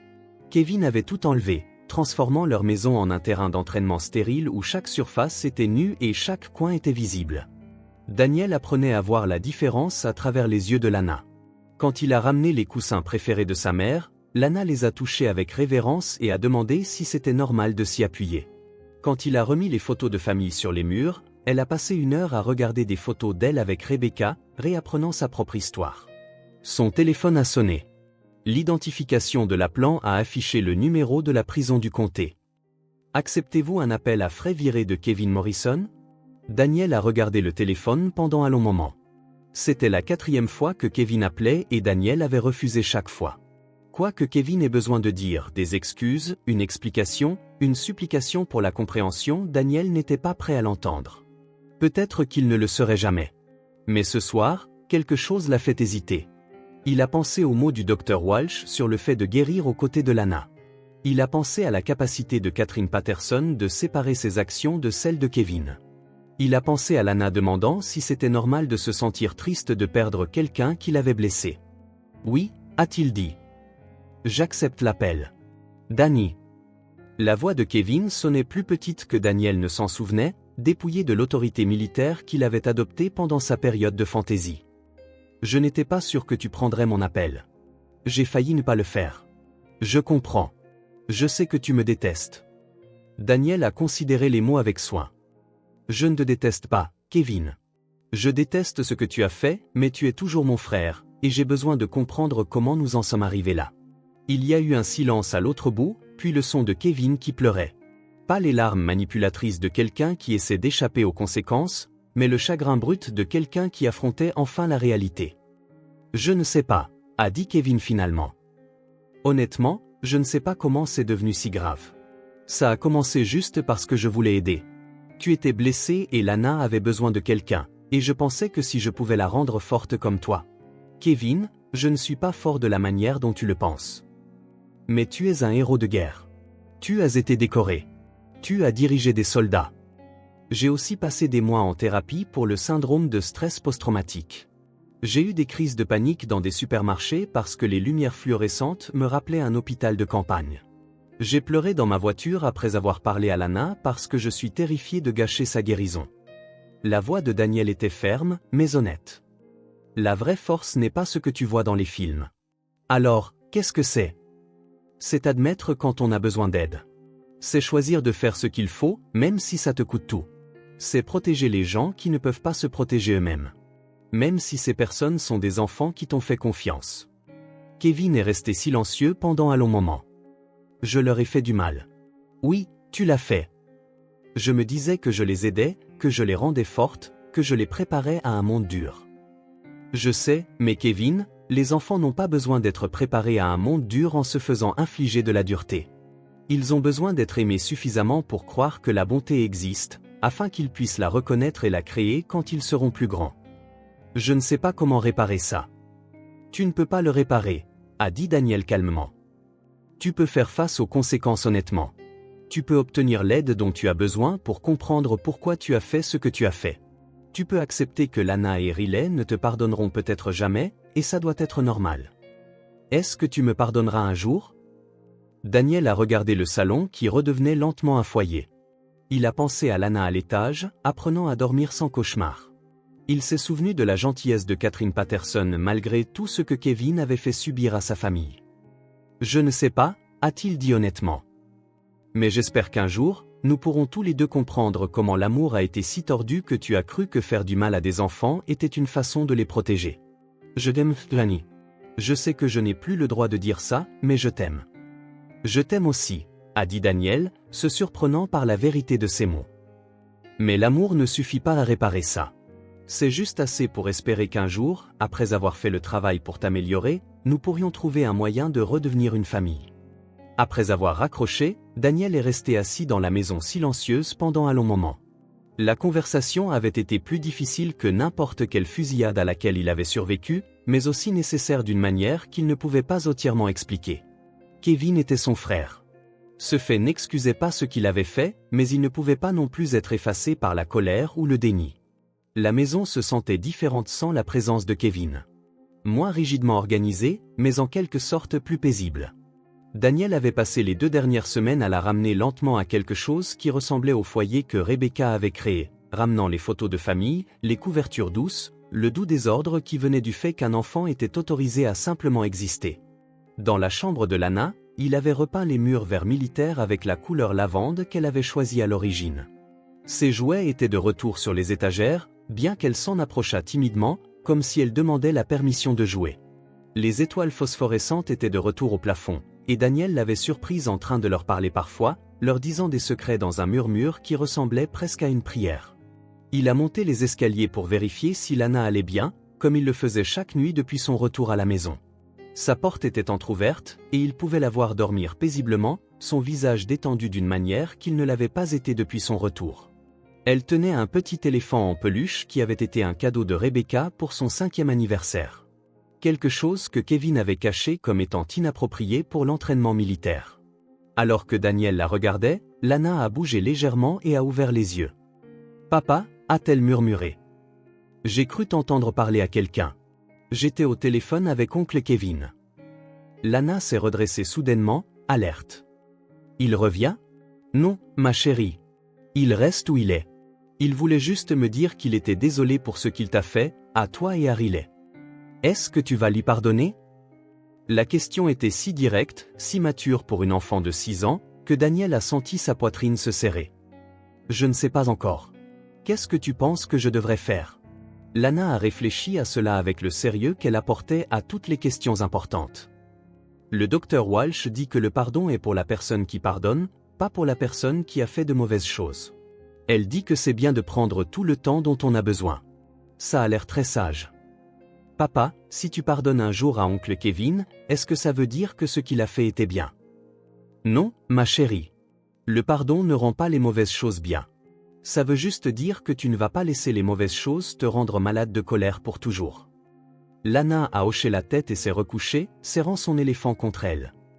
Je ne suis pas encore prête à lui pardonner. C'est normal. Tu ne seras peut-être jamais prête, et c'est normal aussi. Mais je le serai peut-être un jour. Quand je serai plus grande et plus forte. Daniel a embrassé son front, respirant le parfum du shampoing à la fraise qu'ils avaient choisi ensemble pour remplacer le savon militaire dur sur lequel Kevin avait insisté. Tu es déjà plus forte que tu ne le sais. Alors qu'il se tournait pour partir, Lana a appelé doucement. Papa, demain, est-ce qu'on peut encore travailler sur ma chambre ? Je veux accrocher le tableau que j'ai dessiné pour maman. Bien sûr qu'on peut. Et peut-être qu'on pourrait appeler Riley et voir si elle veut venir jouer ? Le docteur Walsh dit que ça pourrait nous aider toutes les deux à nous souvenir comment être des enfants. Daniel a souri dans l'obscurité. Je pense que c'est une merveilleuse idée. Dehors, le vent d'octobre a secoué les fenêtres avec la promesse de l'hiver qui arrivait. Mais à l'intérieur, pour la première fois depuis son retour à la maison, Daniel a ressenti quelque chose qui pourrait éventuellement devenir la paix. Lana était en sécurité. Riley était chez elle. Kevin faisait face à la justice, et espérons-le, à la guérison éventuelle. Et lentement, soigneusement, un père et sa fille apprenaient à construire quelque chose de nouveau à partir des morceaux brisés de leur ancienne vie. Le plus dur n'était pas fini. Ils avaient des mois, peut-être des années de thérapie et de reconstruction devant eux. Mais ils avaient quelque chose que la version fantaisiste de la force de Kevin n'avait jamais comprise. Ils savaient l'un l'autre. Ils avaient du temps. Et ils avaient le courage de choisir la guérison plutôt que l'amertume, l'amour plutôt que la peur.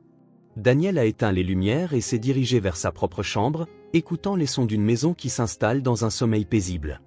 Le lendemain apporterait de nouveaux défis, de nouvelles questions, de nouvelles opportunités de choisir la guérison plutôt que la douleur. Mais ce soir, sa fille était en sécurité dans son propre lit, dans sa propre chambre, dans une maison qui se souvenait lentement comment être un foyer à nouveau. C'était suffisant. Pour l'instant, c'était plus que suffisant. 3 mois après la condamnation de Kevin à 15 ans de prison fédérale, Daniel se tenait dans le jardin, regardant Lana et Riley construire ce qu'elles appelaient un fort d'amitié avec de vieilles couvertures et des chaises de jardin. Les feuilles d'octobre avaient laissé place à la neige de décembre, et les filles portaient des moufles violettes assorties que Catherine Patterson avait tricotées pour elles, un petit symbole de la façon dont 2 familles avaient trouvé la guérison ensemble. Plus haut, Riley, a crié Lana, debout sur un seau renversé pour draper une couverture sur la structure de fortune. On a besoin de place pour la fête de thé. Riley a gloussé, un son qui avait pris des semaines à revenir après son sauvetage, et a tenu le coin pendant que Lana le fixait avec des pinces à linge. Est-ce que tu penses que ton papa nous laissera avoir du vrai thé ? Ma maman a dit qu'il apprend à faire des goûters chics. Daniel a souri à cette évaluation de ses récentes tentatives de domesticité. Apprendre à faire des biscuits et à couper des sandwichs en formes amusantes était plus difficile que n'importe quelle opération militaire qu'il avait planifiée, mais infiniment plus gratifiant quand cela faisait rire sa fille. La transformation chez les 2 filles était remarquable. Lana avait lentement abandonné la posture rigide et l'hypervigilance que l'entraînement de Kevin avait instillée. Elle riait librement maintenant, posait des questions sans fin et avait développé une capacité impressionnante à transformer n'importe quel objet de la maison en un accessoire pour des jeux imaginatifs élaborés. Riley, qui avait été presque muette lors de son premier sauvetage, était devenue la partenaire de Lana dans ses aventures, apportant sa propre créativité douce à leur guérison partagée. « Papa !» a crié Lana à travers le jardin. « Viens voir notre fort. On l'a rendu super fort pour qu'aucun mauvais temps ne puisse y entrer. » La métaphore n'a pas échappé à Daniel. Les filles avaient construit plus qu'une structure de jeu. Elles avaient créé un espace où elles se sentaient en sécurité, protégées et libres d'être des enfants. C'était une leçon qu'il apprenait encore lui-même. Le docteur Walsh avait expliqué que les enfants traitent souvent les traumatismes par le jeu, travaillant sur leur peur et reconstruisant leur sentiment d'autonomie par l'imagination. Ce qui avait initialement inquiété Daniel, la tendance des filles à construire des maisons sûres et à créer des jeux sur la protection de créatures magiques, était en fait une partie saine de leur processus de guérison. Il s'est approché pour admirer leur construction. Il s'est baissé pour regarder à l'intérieur de l'espace drapé de couvertures qu'elles avaient rempli d'oreillers, d'animaux en peluche et d'un petit panier de collation. « C'est incroyable », a-t-il dit, sincèrement impressionné par leur ingénierie. « Est-ce que vous avez tout planifié ou vous avez juste construit au fur et à mesure ? On a d'abord parlé de ce dont on avait besoin », a expliqué Lana sérieusement. Par exemple, il fallait que ce soit assez grand pour nous deux, mais assez petit pour être confortable, et qu'il y ait de bonnes voies d'évacuation au cas où on aurait besoin de sortir vite, mais aussi qu'il soit assez caché pour que seules les personnes en qui on a confiance puissent le trouver. Riley a hoché la tête avec importance. Et il faut qu'il y ait des provisions pour une fête de thé parce que c'est ce que font les princesses courageuses après s'être échappées des dragons. Les filles avaient développé leur propre mythologie autour de leur expérience, transformant Kevin en un dragon dans des histoires où elles étaient toujours les héroïnes qui se sauvaient l'une l'autre. Le docteur Walsh avait encouragé ce recadrage narratif, expliquant que cela les aidait à traiter les sentiments d'impuissance en se reclassant comme protagonistes plutôt que comme victimes. « Est-ce que tu peux prendre le thé avec nous ?» a demandé Riley. Lana dit que tu fais les meilleures voix de thé. Daniel avait découvert un talent inattendu pour donner la voix à différents personnages de fête de thé, l'élégant Earl qui parlait avec un accent britannique, le petit cube de sucre idiot qui couinait en parlant, la théière sage qui dispensait des conseils avec des boissons imaginaires. C'était bien loin d'un briefing militaire, mais un travail infiniment plus important. « Je serais honoré », a dit Daniel, s'asseyant en tailleur sur le sol à l'extérieur de leur fort. « Est-ce que je devrais être l'Earl aujourd'hui ou quelqu'un de nouveau ?» Quelqu'un de nouveau, ont chanté les deux filles. Elles aimaient le défi créatif d'inventer de nouveaux personnages ensemble. « Que diriez-vous du capitaine Coco ?» a suggéré Daniel. C'est un expert en chocolat chaud qui vient des montagnes de Guimauve. Lana a applaudi des mains avec joie. Oui. Et il peut nous raconter ses aventures avec les guerriers de la crème fouettée. Alors que Daniel se lançait dans un conte improvisé sur la dernière mission du capitaine Coco pour apporter de la chaleur aux enfants du monde entier, il a aperçu Catherine Patterson qui s'approchait par le portail du jardin. Elle portait un thermos et avait l'expression de quelqu'un qui avait des nouvelles à partager. « Je ne veux pas interrompre la fête de thé », a dit Catherine avec un sourire qui n'atteignait pas tout à fait ses yeux. « Mais je pensais que vous voudriez peut-être du vrai chocolat chaud pour accompagner l'imaginaire. » Les filles ont applaudi et ont invité Catherine à se joindre à leur cercle, mais Daniel pouvait voir la tension dans ses épaules. Ce dont elle avait besoin de discuter était sérieux. « Les filles, » a dit Daniel, « pourquoi n'offrez-vous pas du thé au capitaine Coco pendant que Madame Patterson et moi parlons une minute ?» Ils se sont éloignés de quelques pas, assez près pour surveiller, mais assez loin pour avoir de l'intimité. Catherine a versé du chocolat chaud de son thermos dans 2 tasses qu'elle avait apportées, la vapeur s'élevant dans l'air froid comme une respiration visible. « Le procureur a appelé ce matin », a-t-elle dit doucement. L'avocat de Kevin a soumis une demande formelle d'évaluation psychiatrique. Il plaide pour un transfert dans un établissement de santé mentale au lieu de la population générale. Daniel a senti quelque chose de froid s'installer dans son estomac. Qu'est-ce que ça veut dire ? Cela pourrait signifier une sécurité réduite, une admissibilité à une libération conditionnelle plus précoce, voire une libération anticipée s'il est jugé réhabilité. La voix de Catherine portait une colère contenue. « Mon mari pense que c'est la bonne chose à faire. Il dit que Kevin a clairement des problèmes de santé mentale qui nécessitent un traitement. Mais moi, Elle a marqué une pause, regardant sa fille rire de quelque chose que Lana avait murmuré à sa tasse de thé imaginaire. « J'ai peur », a admis Catherine. Pas seulement qu'il puisse sortir plus tôt, mais que le système le voit comme un malade au lieu d'un homme dangereux. Que ses délires soient traités comme une excuse au lieu d'une explication. Daniel a compris sa peur intimement. Il avait lutté avec des questions similaires pendant sa propre thérapie. Quand les problèmes de santé mentale expliquaient-ils le comportement sans l'excuser? Comment équilibrer la compassion pour les luttes de quelqu'un avec la responsabilité de ses actions? Qu'est-ce que tu penses qu'on devrait faire? Je pense qu'on doit s'assurer que nos voix sont entendues, a dit Catherine fermement. Je pense qu'on doit dire la vérité sur ce qu'il a fait à nos enfants et laisser les professionnels décider du type d'aide dont il a besoin. Mais je pense aussi qu'on doit préciser que l'aide ne signifie pas qu'il échappe aux conséquences. Le procureur a dit qu'on pourrait soumettre des déclarations de la part des victimes pour toutes les audiences, a dit Daniel.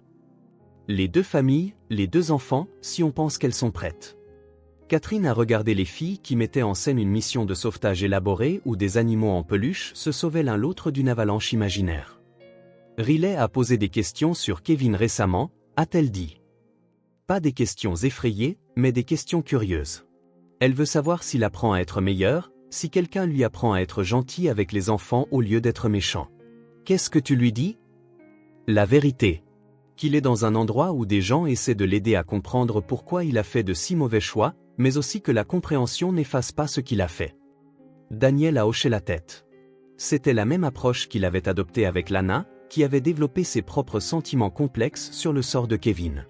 Elle l'avait récemment surpris en exprimant l'espoir que Kevin apprendrait à être un bon oncle pour d'autres enfants un jour, tout en étant claire sur le fait qu'elle ne voulait plus jamais le revoir. « Il y a autre chose », a dit Catherine. « Quelque chose dont je voulais te parler avant de prendre des décisions. » Elle a sorti son téléphone et a montré à Daniel un fil de discussion d'un groupe de soutien pour les familles d'enfants kidnappés. J'ai parlé à d'autres parents dont les enfants ont été enlevés. Il y a une femme en Californie dont la fille a été détenue par quelqu'un avec des délires similaires. Un homme qui pensait qu'il entraînait des enfants pour le service militaire. Et il y a une famille au Texas dont le fils a été enlevé par quelqu'un qui utilisait des tactiques de recrutement identiques. Daniel a senti son sang se glacer. Tu penses qu'il y en a d'autres? Je pense que Kevin a peut-être appris ces méthodes de quelque part. La manipulation psychologique, la fausse autorité militaire, même certaines des phrases spécifiques qu'il a utilisées. D'autres familles ont signalé des expériences presque identiques. Les implications ont frappé Daniel comme un coup physique. Si Kevin avait fait partie d'un réseau plus vaste, ou s'il avait appris ces techniques de quelqu'un d'autre, il pourrait y avoir d'autres enfants qui avaient subi des abus similaires.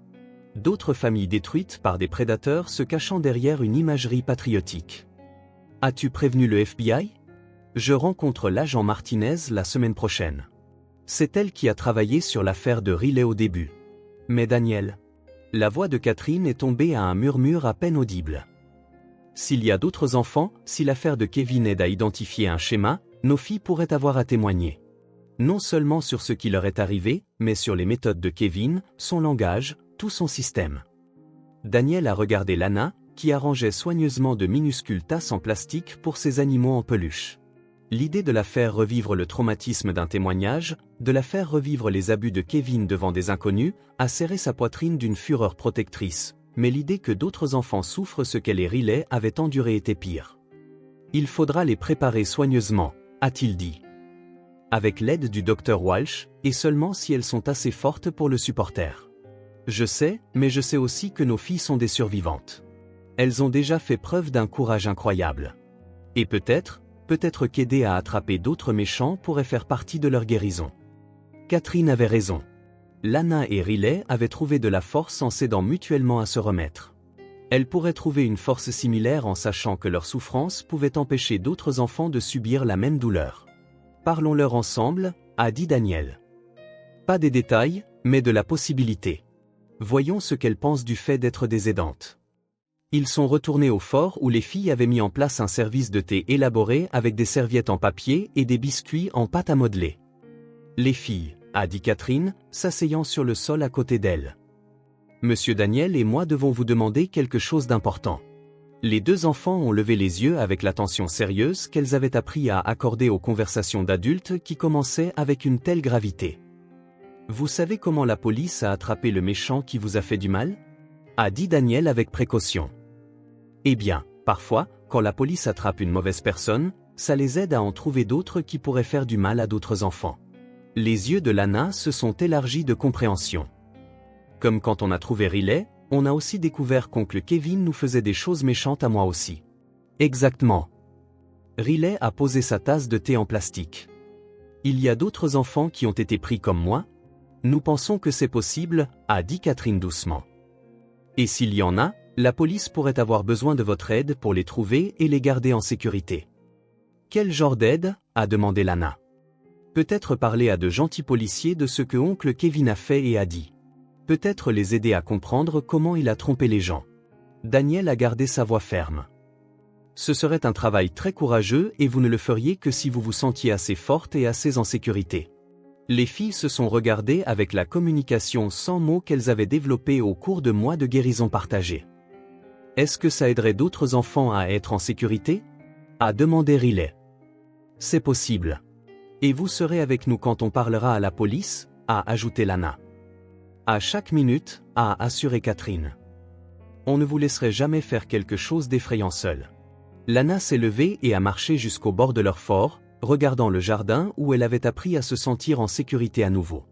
Quand elle s'est retournée, son expression contenait une détermination qui a rappelé puissamment à Daniel sa mère. « Je pense qu'on devrait t'aider », a-t-elle dit. Parce que personne ne devrait avoir à être aussi effrayé que nous. Riley a hoché la tête solennellement. Et peut-être que si on aide à attraper les méchants, les autres enfants n'auront pas à construire des forts sûrs. Ils pourront juste construire des forts amusants. La sagesse de leur logique simple a coupé le souffle de Daniel. Ces enfants qui avaient tout le droit de se concentrer uniquement sur leur propre guérison étaient prêts à utiliser leur expérience pour protéger les autres. On n'a pas à décider aujourd'hui, a dit Catherine. Vous pouvez y réfléchir. Parlez au docteur Walsh. Changez d'avis si vous le voulez. Mais si on aide, a dit Lana, est-ce que tu promets de nous garder en sécurité pendant qu'on le fait? Je le promets, a dit Daniel sans hésitation. Quoi que vous décidiez, vous protéger sera toujours mon premier travail. Au fur et à mesure que l'après-midi avançait, les filles sont retournées à leur jeu avec l'adaptabilité résiliente qui avait étonné Daniel tout au long de leur convalescence. Elles ont organisé une fête de thé élaborée pour leurs animaux en peluche, avec des présentations formelles et une cérémonie où le capitaine Coco a reçu une médaille pour service exceptionnel aux enfants partout dans le monde.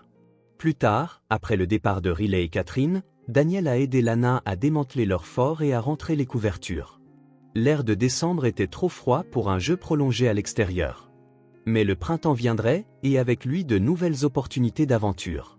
« Papa » a dit Lana alors qu'ils pliaient la dernière couverture ensemble. « Est-ce que tu penses qu'oncle Kevin sait qu'on est heureuse maintenant ?» La question a pris Daniel au dépourvu. « Qu'est-ce que tu veux dire, ma chérie ?»« Je veux dire, quand il était méchant avec nous, il disait que c'était pour nous rendre fortes et courageuses. Mais on est forte et courageuse maintenant, et ce n'est pas à cause des choses méchantes. C'est à cause des choses gentilles. » Daniel a arrêté de plier et s'est agenouillé pour se mettre à sa hauteur. « Quelle chose gentille? Comme le docteur Walsh qui m'apprend qu'il est normal de se sentir triste. Comme toi qui me lis des histoires tous les soirs. Comme Riley qui est mon ami même si on avait peur toutes les deux. Comme Madame Patterson qui nous a tricoté des moufles et nous a apporté du chocolat chaud. » La voix de Lana est devenue plus confiante en parlant. « Ce sont ces choses qui m'ont rendue courageuse. Pas le sous-sol ou les exercices ou le fait d'avoir peur tout le temps. Tu as absolument raison, a dit Daniel, sentant sa gorge se serrer d'émotion. La vraie force vient de l'amour, pas de la peur. Est-ce que tu penses qu'oncle Kevin apprendra ça un jour? Daniel a considéré la question avec soin. Kevin était en traitement depuis 3 mois maintenant, travaillant avec des psychiatres spécialisés dans les troubles délirants et le genre de pensée systématique qui l'avait conduit à croire que la maltraitance était de la protection. Les rapports que Daniel recevait par le biais du système juridique suggéraient des progrès lents mais authentiques. « Je l'espère », a dit Daniel honnêtement. « J'espère qu'il apprend que les enfants qu'il pensait protéger étaient déjà parfaits exactement tels qu'ils étaient. Peut-être qu'un jour il pourra utiliser sa force pour aider les enfants au lieu de leur faire du mal, a dit Lana avec le cœur généreux qui continuait d'étonner Daniel. Comme toi qui utilises ta force de soldat pour prendre soin de moi au lieu de me faire peur. Cette nuit-là, Après que Lana se fut endormie, serrant son éléphant en peluche et parlant doucement aux étoiles phosphorescentes sur son plafond, Daniel s'est assis dans son salon avec une tasse de thé et un album photo qu'il avait évité pendant des mois. Les photos racontaient l'histoire de sa famille avant que tout ne change. Rebecca qui riait tandis que Lana la couvrait de peinture au doigt. Kevin qui aidait à construire une cabane dans les arbres dans le jardin. Des dimanches matins paresseux où leur plus grande préoccupation était de savoir s'il fallait prendre des crêpes ou des gaufres pour le petit déjeuner. En regardant ces images maintenant, Daniel pouvait voir des signes qu'il avait manqués à l'époque. La façon dont Kevin se tenait toujours légèrement à l'écart des regroupements familiaux, comme s'il n'y appartenait pas tout à fait. L'enthousiasme forcé qu'il apportait aux événements familiaux, comme quelqu'un qui jouait un rôle plutôt que de vivre une vie. Les questions qu'il posait sur le service militaire de Daniel qui se concentrait davantage sur l'aventure et l'héroïsme que sur le sacrifice et la complexité. Kevin luttait bien avant que Daniel ne soit déployé, mais aucun d'eux n'avait reconnu la profondeur de sa douleur ou la direction dangereuse que prenaient ses fantaisies. En essayant de se sentir important, il s'était convaincu que la destruction était de la construction, que le contrôle était de l'attention, que la peur était le fondement de la force. La tragédie n'était pas seulement ce que Kevin avait fait à Lana et à Riley. C'était aussi ce qu'il s'était fait à lui-même, transformant son amour pour sa famille en une arme qui détruisait tout ce qu'il avait prétendu vouloir protéger. Le téléphone de Daniel a vibré avec un SMS du Dr Walsh. La séance de Lana la semaine prochaine se concentrera sur la possibilité de témoigner. Je l'aiderai à comprendre ce que cela impliquerait et comment prendre la décision qui lui semble juste. Vous faites un travail remarquable en tant que son père. Le message a rappelé à Daniel le chemin parcouru par eux tous. Il y a 3 mois, Lana était une enfant terrifiée qui se tenait au garde-à-vous quand des adultes entraient dans la pièce. Maintenant, c'était une fille qui construisait des forts d'amitié, posait des questions complexes sur le pardon et avait le courage d'envisager d'aider d'autres enfants, même si cela signifiait revisiter son propre traumatisme. La transformation n'avait pas été magique. C'était un travail lent et minutieux, des séances de thérapie et des conversations patientes, l'établissement de limites douces et un amour constant. C'était le choix quotidien de privilégier la guérison plutôt que la précipitation, la compréhension plutôt que le jugement, l'espoir plutôt que la peur. Dehors, la neige continuait de tomber, recouvrant le jardin où Lana et Riley avaient passé l'après-midi à construire quelque chose de beau à partir de débris et d'imagination. Le lendemain apporterait de nouveaux défis, les procédures légales en cours, la possibilité de témoigner, le travail à long terme d'aider 2 petites filles à comprendre que leur souffrance avait un sens si elles protégeaient les autres. Mais ce soir, la fille de Daniel était en sécurité dans son propre lit, rêvant de rêves qui n'étaient pas hantés par la peur. Kevin recevait l'aide qu'il aurait dû recevoir il y a des années, avant que sa douleur ne se transforme en poison. Riley était chez elle avec des parents qui n'avaient jamais cessé de croire qu'elle reviendrait. Ce n'était pas une fin parfaite, le genre de fin que les fantaisies militaires de Kevin avaient promise, où des victoires claires effacent toute douleur antérieure. C'était quelque chose de mieux, une vraie fin où les gens faisaient face aux conséquences et faisaient le travail de guérison. Où l'amour se mesurait non pas en grands gestes, mais en choix quotidien de choisir la compassion plutôt que la commodité. Daniel a éteint les lumières et est monté à l'étage, s'arrêtant comme toujours pour vérifier si Lana allait bien une dernière fois. Elle dormait paisiblement, un bras enroulé autour de son éléphant et l'autre tendu vers l'espace vide, un geste qu'il avait remarqué qu'elle faisait quand elle rêvait de sa mère. « Bonne nuit, ma chérie », a-t-il murmuré, ajustant ses couvertures. Rêve de fête de thé et de fort d'amitié et de toutes les aventures qui t'attendent. En refermant sa porte, Daniel a réalisé quelque chose qui l'a fait sourire dans l'obscurité. Pour la première fois depuis son retour à la maison, il ne vérifiait pas si Lana allait bien parce qu'il avait peur. Il vérifiait parce qu'il l'aimait. Et l'amour signifiait vouloir voir la paix sur le visage de quelqu'un qui avait appris qu'elle méritait d'être protégée. Dehors, la neige continuait de tomber sur une ville qui avait vu sa part d'obscurité, mais qui avait choisi de répondre avec de la lumière. À l'intérieur, un père et sa fille continuaient le travail lent et vital de guérir ensemble, construisant quelque chose de beau à partir des morceaux brisés de leur ancienne vie. Le soldat était enfin rentré chez lui, non pas dans la maison qu'il avait laissée, mais dans le foyer qu'il avait appris à créer. Et dans ce foyer, 2 petites filles se réveilleraient le lendemain en sachant qu'elles étaient en sécurité, aimées et assez courageuses pour aider à rendre le monde un endroit plus sûr pour les autres. C'était suffisant. Pour l'instant, c'était plus que suffisant.